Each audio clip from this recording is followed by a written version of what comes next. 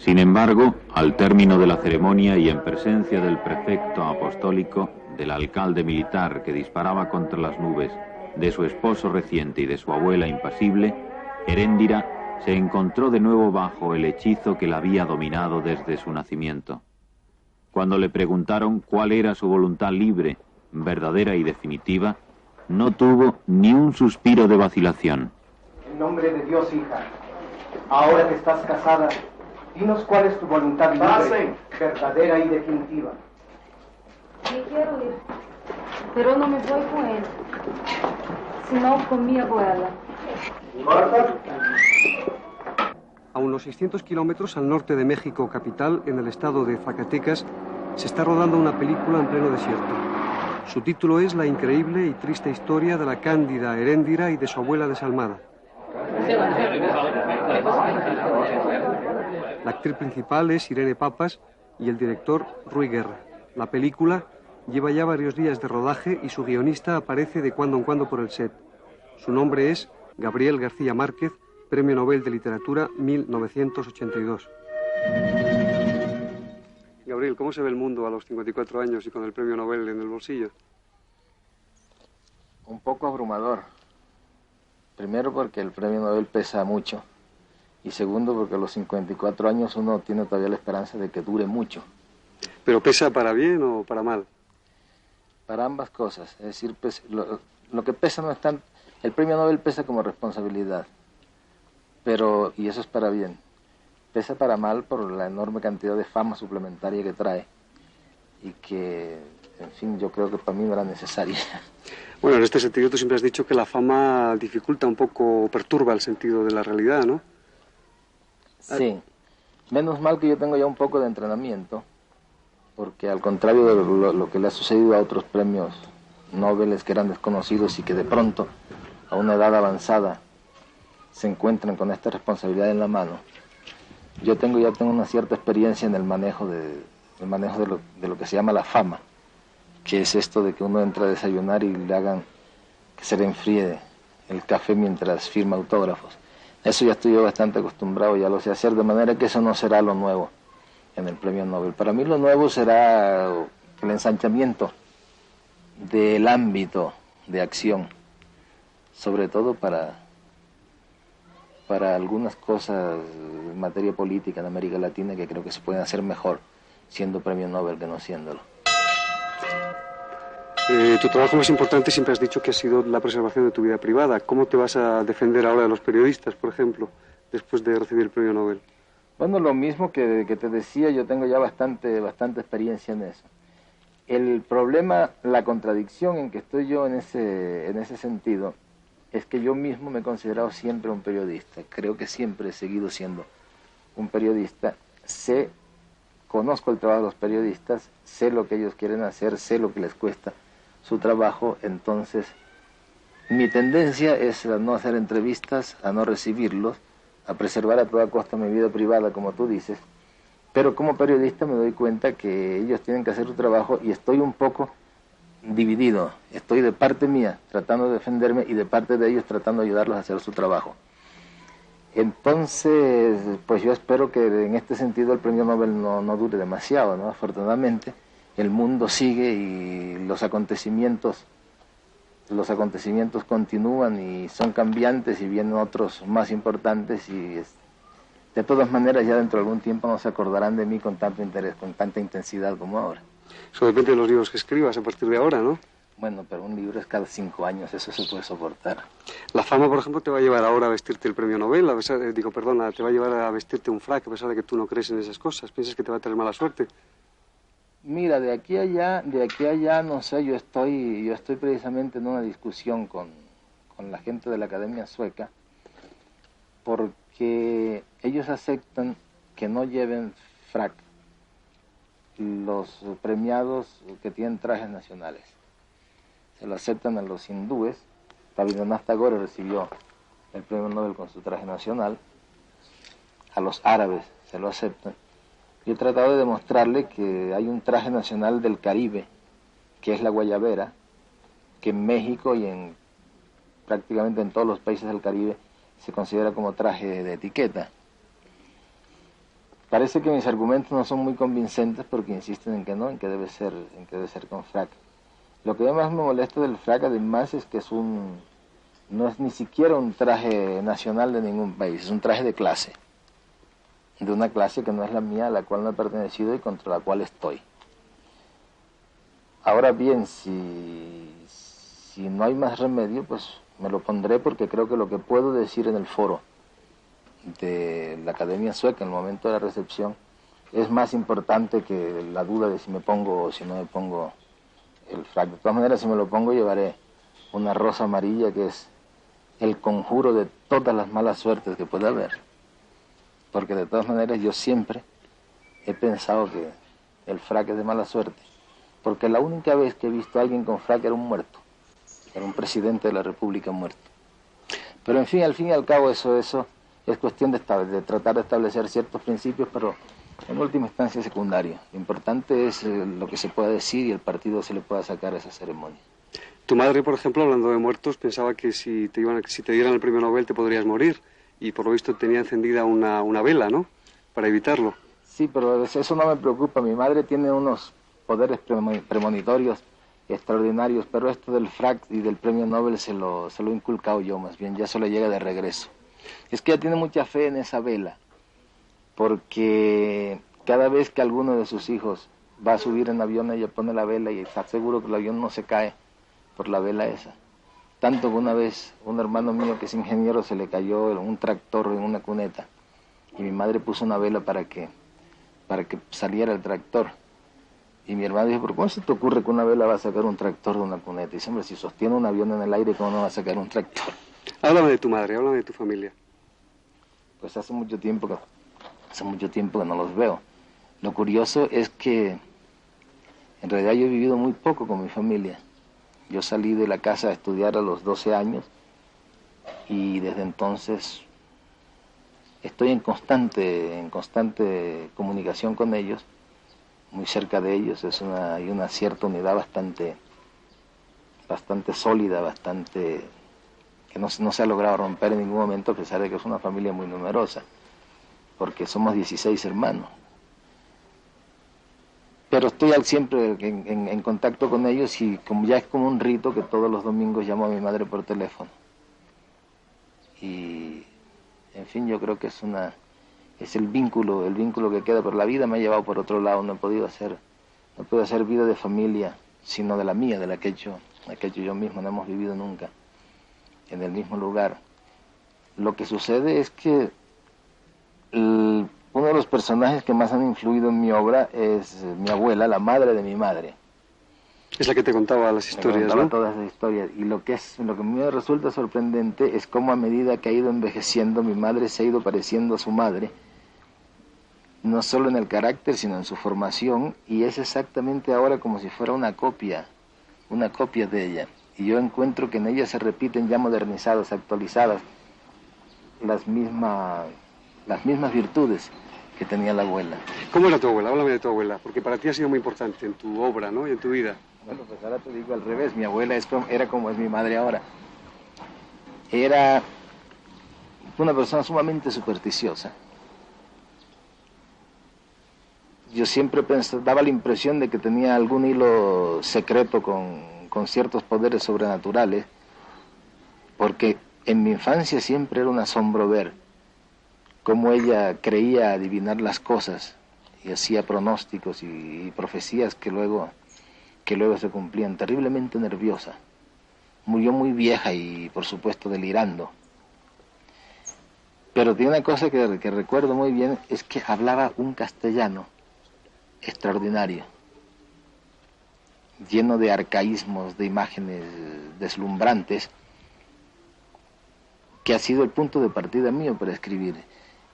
Ahora yo he consultado toda su terminología, todos sus refranes, sus palabras, y ya las conozco conscientemente, pero yo crecí con esas palabras y con esos términos y con esa construcción, como si fuera la lengua natural de la gente, porque era la que ella hablaba, ¿no? Con ese idioma escribo yo mis libros, y hace poco un crítico, hablando de la crónica de una muerte anunciada, decía que no podía entender cómo resultaban creíbles esos personajes populares que hablaban como filósofos y como profetas. Y lo que sucede es que mi abuela y en general toda la gente del Caribe hablan normalmente todos los días como filósofos y como profetas, y por consiguiente como poetas. En ese sentido, ¿se puede decir que el racionalismo es una limitación para la creación? Ah, yo lo creo, sin lugar a dudas. Una de las dificultades que tengo yo principalmente en el diálogo con los franceses, que son los racionalistas por excelencia, que son los inventores de eso, es que ellos no pueden creer de que yo soy un escritor realista. Y yo puedo demostrar que detrás de cada línea de mis libros, hay un hecho real, que el punto de partida es real. Tanto que yo tengo el proyecto de escribir mis memorias, y no sería en ningún caso unas memorias cronológicas, como se hace siempre, sino que sería un libro en el cual yo tratara de contar cuál es la realidad detrás de la ficción de mis libros. Y puedo demostrar que no hay una sola línea de ninguno de mis libros que no tenga un punto de partida en la realidad, que se transpone poéticamente, que se elabora, ya es otra cosa. ¿Su obra tendría algún punto de contacto con la realidad de Oriente? Yo no lo he estudiado, es decir, yo no lo he estudiado en general. En general yo trato de no hacer este tipo de investigaciones que tanto les gusta hacer a los críticos y a los científicos en general. Yo prefiero tomar la realidad nuestra como la vemos y dejarme guiar por ella y trabajarla literariamente. Yo me niego a tratar de explicarme ciertas cosas que están en mi libro que evidentemente tampoco yo mismo me explico, porque hay un ingrediente subconsciente, un ingrediente muy profundo que uno mismo no alcanza a captar y que participa también en el proceso de la creación. Ahora yo prefiero no entenderlo. Hay muchos artículos donde se hacen interpretaciones de mis libros que yo no leo porque no quiero conocerlos racionalmente. Porque probablemente me perturba, probablemente no tenga razón y me desvíe de mi camino. Yo soy simplemente un observador de la realidad nuestra, una realidad para la cual tengo una sensibilidad especial. Por eso me cuesta mucho trabajo salirme de mi mundo, porque yo tengo una sensibilidad especial para este mundo en que nací, y es con esa sensibilidad con la que yo trabajo. Me niego a salir de ella, no tengo por qué salir de ella, me ha ido muy bien con ella. ¿Cuál es el proceso de creación de un libro? El punto de partida para hacer un libro. Sí, yo imagino que para cada escritor es distinto. Yo entiendo que algunos escritores parten de un concepto, parten de una idea. Yo en realidad parto de una imagen. Lo primero que a mí se me ocurre de un libro es una imagen. Por supuesto se me ocurren muchas imágenes casi, digamos, al día, pero hay algunas que persisten más que otras. Y a medida las que van sobreviviendo son las que voy manteniendo y elaborando, y alrededor de ella voy explorando todo el contorno hasta que llega un momento en que tengo el libro completo, como si ya lo hubiera leído. Es decir, que cuando yo me siento en la máquina voy prácticamente a copiar lo que ya tengo mentalmente resuelto. Y casi siempre se ajusta bastante el libro terminado al libro mental, digamos.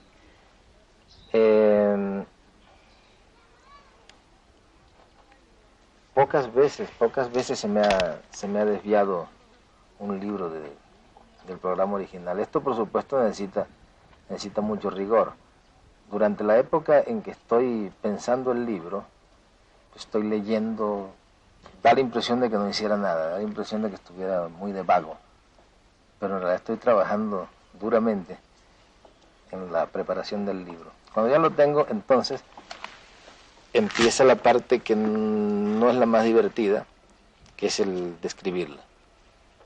Yo escribo todos los días de 9 de la mañana a 2:30 de la tarde, que es un horario que me impuso el colegio de mis hijos. Es decir, yo estaba acostumbrado, cuando ellos iban al colegio, yo me sentaba a escribir, y cuando regresaban del colegio ya era la hora de comer. Eso me servía a mí de guía.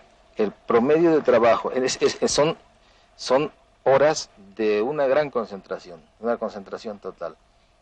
porque además tengo organizada ya la casa, que hasta ahora no pasan llamadas telefónicas, no hay interrupciones de ninguna clase. A pesar de que no tengo mucho toda esa mitología de los escritores que necesita silencio, un ambiente especial, no, necesito sencillamente que no me interrumpan para poder seguir pensando. En esas horas, en un buen día de trabajo de literatura, hago una cuartilla a 2 espacios. A excepción del Otoño del Patriarca, que fue un libro particularmente arduo, y me sentía satisfecho cuando lograba hacer un párrafo.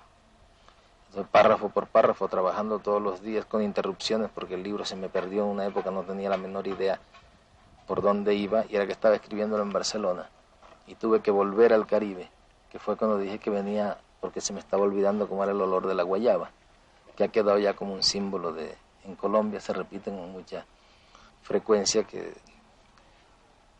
el olor de la guayaba es Colombia, ¿no? Para mí es el Caribe en general. Bueno, salvo el Otoño del Patriarca, que tuve esas interrupciones, los demás, una cuartilla diaria es un buen promedio. Y el Otoño del Patriarca por eso demoré 7 años en él. Ahora, el libro, mientras lo estoy escribiendo, hablo mucho con los amigos de él. Hablo mucho con los amigos de este libro. Con un grupo de amigos que casi siempre son los mismos, con los cuales tengo muchas afinidades literarias. Y yo trabajo mucho el material contándoles lo que estoy haciendo. Ahora, ellos se quejan, pero yo lo hago inconscientemente. Cuando leen el libro, que son los primeros lectores, cuando ellos lo leen, se sorprenden de que ese libro no tiene absolutamente nada que ver con lo que yo les contaba. Ese libro terminado, entonces lo doy a leer los originales a muchos lectores de diferentes niveles, de diferentes gustos. Y todavía me sirve formarme un criterio de cómo va a marchar el libro. En ese momento oigo muchas observaciones. Y he llegado a cambiar capítulos enteros por una observación que me ha hecho un amigo al cual yo le considero capacitado para hacerlo. Pero en el momento en que yo decido que el libro está terminado, ya no lo vuelvo a tocar más. ¿El proceso de escribir es difícil? ¿Se sufre escribiendo o es un placer?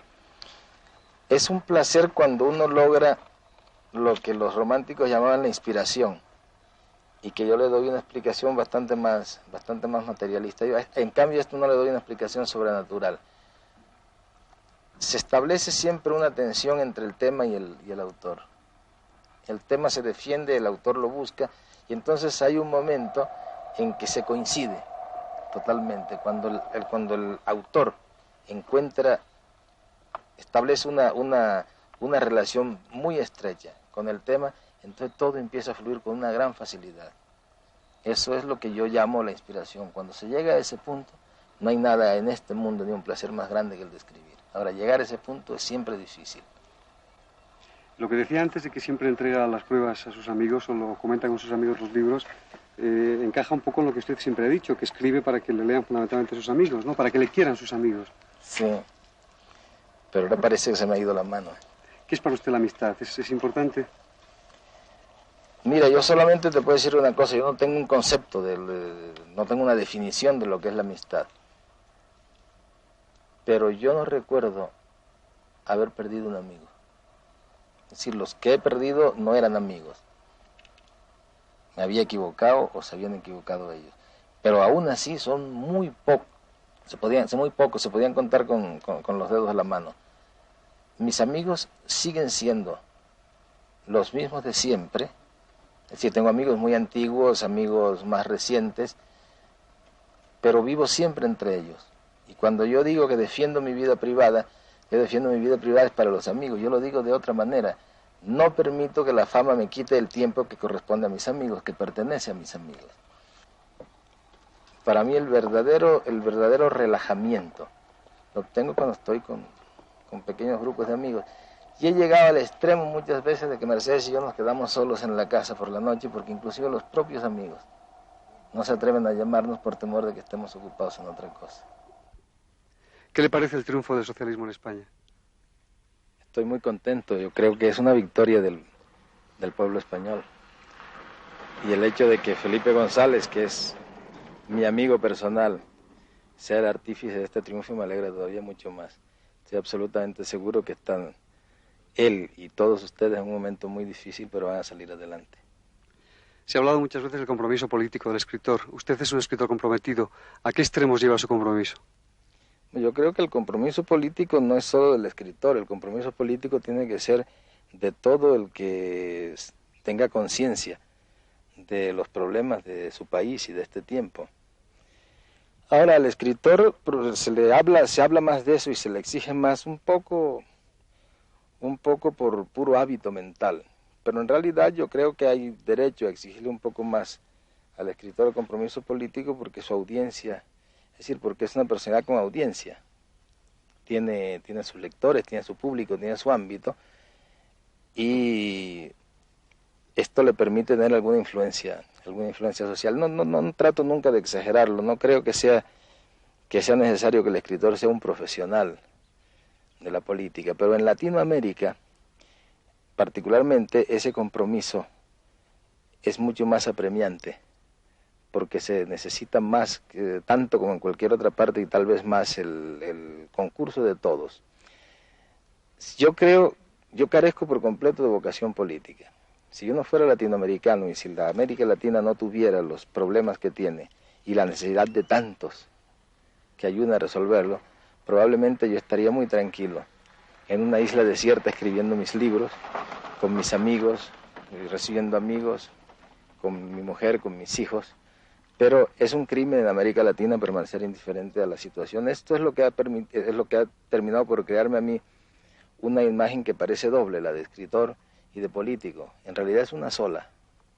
Y en realidad yo creo que en última instancia el hecho de escribir bien, de hacer bien el trabajo, es ya una forma de actividad política. Yo sintetizaría todo esto diciéndote que yo considero que el mejor trabajo político que cada uno puede hacer es hacer bien su propio trabajo. Sin embargo, antes de llegar al verso final, ya había comprendido que no saldría jamás de ese cuarto, pues estaba previsto que la ciudad de los espejos, o los espejismos, sería arrasada por el viento y desterrada de la memoria de los hombres en el instante en que Aureliano Babilonia acabara de descifrar los pergaminos y que todo lo escrito en ellos era irrepetible desde siempre y para siempre, porque las estirpes condenadas a 100 años de soledad no tenían una segunda oportunidad sobre la tierra. Creo que toda mi vida y toda mi obra se me ha ido tratando de explicarme, de contestarme a mí mismo esta pregunta. ¿Qué es la soledad? En realidad se habla de la soledad del poder, de la soledad del corredor de fondo, de la soledad del escritor.